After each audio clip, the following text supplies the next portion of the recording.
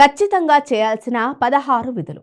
వివాహం కేవలం ఇద్దరి కలయికే కాదు. అది పవిత్ర ఆచారాలతో, ధర్మంతో జరిగే శ్రేష్టమైన మహోత్సవం. ఇప్పుడు ఖచ్చితంగా చేయాల్సిన 16 విధులు చూద్దాం పదండి. నమస్కారం మరియు ఆరాధన. దేవునికి ప్రార్థన, పూజా ప్రార్థన. మంగళసూత్రం. వధువుకి మంగళసూత్రం ధరించడం. కన్యాదానం. తల్లిదండ్రుల వధువును కర్తవ్యంతో కుమారుడికి తల్లిదండ్రులు ఇవ్వడం. వరమాంతం లేదా హస్తమేళనం అంటే వధువు వరుడు చేతులు కలిపి వివాహ క్షణాన్ని ప్రారంభించడం. అంగం కాంక్ష లేదా ప్రాణిగ్రహణం.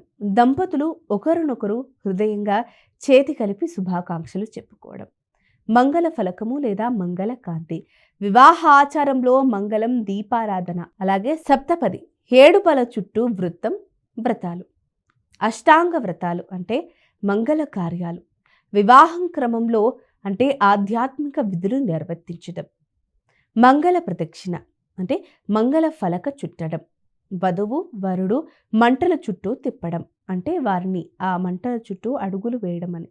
సప్తపది కాలం. వ్రతాల ద్వారా జీవితం కృప సాధించడం. ప్రసాద పంపిణీ.